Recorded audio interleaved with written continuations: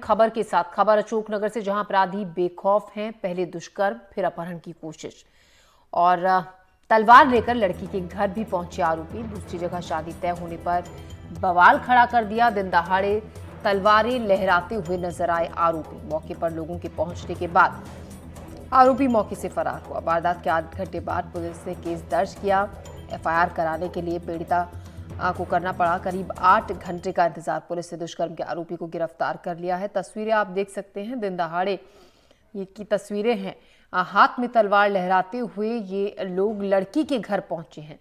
आसपास लोगों की भीड़ भी है, उसके बावजूद कोई डर, कोई खौफ इन लोगों के जहन में नहीं था। लड़की के घर पहुंचे क्योंकि लड़की की शादी कहीं तय कर दी गई थी, जिसके बाद इन लोगों ने वहां पर जमकर हंगामा किया। तो पहले लड़की के साथ दुष्कर्म किया, फिर उसका अपहरण करने की भी कोशिश की और उसके बाद घर पहुंचकर तलवार और हाथों में डंडे लेकर, लाठी डंडे लेकर ये लोग वहां पहुंचे लड़की के घर। एनडीटीवी पर एक्सक्लूसिव तस्वीरें आप इस वक्त देख रहे हैं। दिन दहाड़े तलवारें लहराते हुए ये लोग नजर आए। फिलहाल पुलिस ने मामला दर्ज कर लिया है। बड़ी बात यह भी कि 8 घंटे के बाद पुलिस ने एफआईआर दर्ज की। ये वीडियो कैमरे, मोबाइल फोन से कैप्चर की गई ये तस्वीरें हैं। अशोकनगर में अपराधियों की हौसले किस कदर बुलंद हैं, आप इन तस्वीरों से अंदाजा लगा सकते हैं। और पुलिस कितनी सतर्क और सजग है लोगों की रक्षा करने में और तुरंत एक्शन लेने में, ये भी इस खबर से साफ है। क्योंकि 8 घंटे बताया जा रहा है कि पीड़िता को इंतजार करना पड़ा पुलिस के एक्शन का। शिकायत दर्ज की पुलिस ने, एफआईआर दर्ज की करीब 8 घंटे बाद, जिसके बाद पुलिस मौके पर पहुंची। आरोपी फिलहाल वहां से भाग निकले, पुलिस की पकड़ से अभी दूर हैं। पुलिस पूरे मामले में जांच की बात कर रही है। वारदात के करीब 8 घंटे बाद पुलिस ने केस दर्ज किया और देखिए किस तरीके से ये बदमाश है जो कि हाथों में तलवार और लाठी डंडे लिए, बेसबॉल के बैट हाथ में इन्होंने ले रखे हैं और पहुंचे हैं लड़की के घर। वजह बताई जा रही है क्योंकि लड़की की शादी कहीं और तय हो गई थी, जिसके बाद ये बाइक पर सवार होकर 3 लड़के, देखिए किस तरीके से वहां पर लोगों में डर, खौफ पैदा कर वहां से भाग निकले। आराम से आए, काफी हंगामा किया लड़की के घर क्योंकि लड़की की शादी कहीं और तय हो गई थी। आरोप है इन लोगों पर कि पहले लड़की को के साथ दुष्कर्म किया, उसका अपहरण की भी कोशिश की गई और फिर लड़की की शादी कहीं और तय हो जाने पर जमकर हंगामा लड़की के घर पहुंचकर इन लड़कों ने किया। स्वदेश शर्मा इस खबर पर ज्यादा जानकारी के साथ जुड़ रहे हैं। स्वदेश, हम आपसे ये जानना चाहेंगे, दिख रहा है साफ कि अपराधी किस तरीके से बेखौफ हैं, कोई डर उनके जहन में नहीं है। दिन दहाड़े लोगों की भीड़ के बीच तलवार लहराते हुए आ गए। सवाल पुलिस पर खड़े हो रहे हैं कि आखिर 8 घंटे क्यों लगा एफआईआर दर्ज करने में और अभी पुलिस की जांच इस मामले में कहां तक पहुंची है?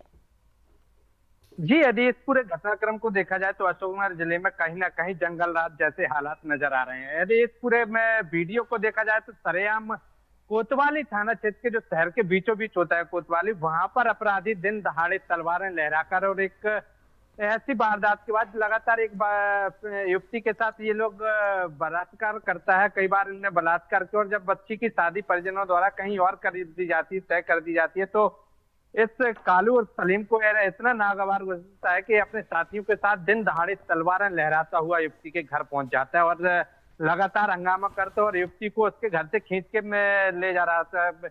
इसमें गनीमत यह रही कि मोहल्ला के लोग एकत्रित हो गए और उनके एकत्रित होने पर आरोपी में मौके से भाग गए और युवती कहीं ना कहीं अपहरण होने से बच गया। लेकिन इसमें एक जो पुलिस की कार्यप्रणाली पर सवाल खड़े करने वाली वो है कि कोतवाली थाना में अब पीड़ित युवती अपने परिजनों के साथ पहुंचती है और लगभग 7 से 8 घंटों से एफआईआर के लिए इंतजार करना पड़ता है। वह भी एफआईआर तब हुई जब हिंदूवादी संगठन के कुछ लोग कोतवाली थाना पहुंचते और उनकी दखलंदाजी के बाद पुलिस ने एफआईआर की है। तो कहीं ना कहीं पुलिस की कार्यप्रणाली पर एक तो ये सवाल खड़ा होता है कि आखिर अपराधी इतने बेखौफ कैसे हैं कि उन्होंने शहर के बीचों बीच दिन दहाड़े ऐसी जघन्य घटना को अंजाम दिया कि पहले तो मैं कई बार इस युवती के साथ बलात्कार जैसी घटना को अंजाम दिया और जब उसकी शादी कहीं और तय हो जाती है तलवारें लहराते हुए बीच बाजार से होते हुए इसके घर पे पहुंचते हैं और लगातार परिजनों के साथ साथ युवती के साथ खींचातानी करते हैं। कहीं ना कहीं पुलिस की कार्यप्रणाली के साथ साथ एक यह भी कहा जा सकता है कि बदमाशों में पुलिस का किसी भी तरह का खौफ अशोकनगर कोतवाली थाना क्षेत्र के अंतर्गत नजर नहीं आ रहा है। स्वदेश, अब पुलिस क्या कह रही है? तीनों अभी भी पुलिस की पकड़ से बाहर हैं। तीनों किस तरीके का इनका बैकग्राउंड रहा है, क्या हिस्ट्री इनकी है, पढ़ते हैं, काम करते हैं, कौन है ये तीनों लड़के जो कि दिख रहे हैं वीडियो में? जो इस पूरे घटना का मुख्य आरोपी है कालू और सलीम है, वह आसन अपराधी बताया जा रहा है और पुलिस के रिकॉर्ड में भी है अपराधी है। तो कहीं ना कहीं पुलिस ने कालू को तो गिरफ्तार कर जेल भेज दिया, लेकिन अन्य जो भी घटना के आरोपी हैं वो फिलहाल पुलिस की भी पहुंच से बाहर है और पुलिस इनको जल्द गिरफ्तार करने की बात कर रही है। लेकिन कहीं ना कहीं इस तरह इतनी बड़ी घटना बीच में शहर के होने के बाद भी आरोपी फरार हो जाते हैं, तो कहीं ना कहीं पुलिस के नेटवर्क और पुलिस की कार्यप्रणाली कहीं ना कहीं में लापरवाही और संदेह की स्थिति नजर आ रही है। जी। स्वदेश, लड़की के घर वालों का क्या कहना है? क्योंकि आरोप इन लड़कों पर है कि पहले लड़की के साथ दुष्कर्म किया है, फिर उसके अपहरण की भी कोशिश की गई है। क्या कहते हैं लड़की के घर वाले क्या कह रहे हैं कि पुलिस के पास वो कब गए, कब शिकायत? क्योंकि पुलिस बताया जा रहा है कि घंटों का इंतजार परिवार को करना पड़ा, तब कहीं जाकर एफआईआर दर्ज इस मामले को लेकर की गई।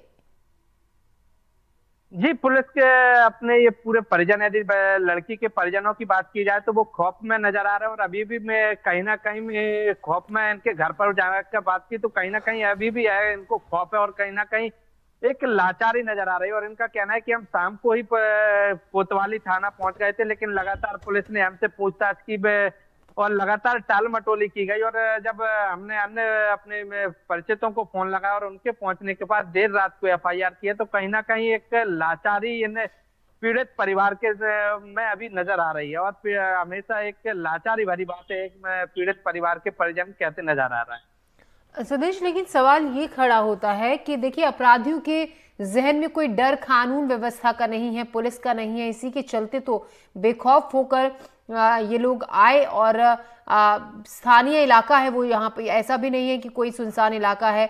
हाथों में तलवार लहराते हुए आ रहे हैं, हाथों में डंडे लिए हुए हैं, धमका रहे हैं लोगों हमको, हंगामा कर रहे हैं।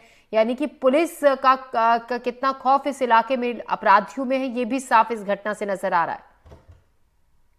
यदि इस घटना को और वीडियो को देखा जाए तो कहीं ना कहीं यही कहा जाएगा कि अशोकनगर जिला मुख्यालय पर कोतवाली थाना क्षेत्र के अंतर्गत अपराधियों में किसी भी तरह का पुलिस को खौफ नहीं है। यदि पुलिस का जरा भी खौफ होता तो यह अपराधी बलात्कार जैसी घटना के बाद पीड़िता के घर पर इस तरह तलवारें लहराते दिन दहाड़े न पहुंचते। तो कहीं ना कहीं वीडियो को देखकर इस पूरे घटनाक्रम के वीडियो वायरल सामने होने के बाद यही कहा जाएगा कि पुलिस का जरा भी खौफ इन अपराधियों को नहीं है। यदि जरा भी खौफ इन अपराधियों को होता तो ऐसी घिनौनी और एक दिल दहला देने वाली वारदात कोतवाली जो अशोकनगर शहर का मुख्य बाजार है उसमें ऐसी घटना को अंजाम ना देते। तो कहीं ना कहीं अशोकनगर जिला मुख्यालय पर पुलिस का खौफ नजर नहीं आ रहा है।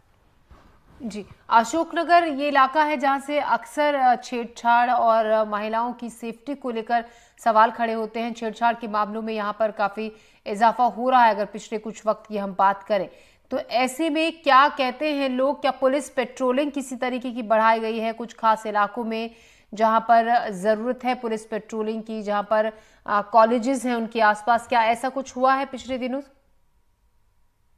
यदि अशोकनगर जिले की बात की जाए तो लगातार महिला अपराधों में यहाँ बढ़ोतरी हो रही है और यदि बात की जाए तो 3 से 4 महीना में कहीं भी सामूहिक बलात्कार जैसी भी घटनाएं सामने आई हैं, लेकिन कहीं भी ऐसे में कोई भी सामाजिक संस्था या पुलिस द्वारा ऐसी कोई विशेष मुहिम नहीं चलाई गई जो महिला सुरक्षा को लेकर चलाई गई हो। तो कहीं ना कहीं महिला सुरक्षा और समाज में भी जो अपराधी हैं उनके विरुद्ध कार्रवाई करने और अपराधियों को अब लोगों द्वारा पकड़ने और उन्हें बचाने की भी कहीं ना कहीं ऐसी कोई विशेष मुहिम नहीं चलाई गई है, जिससे कि महिला अपराध लगाने पर सवाल खड़े हो रहे हैं। जी।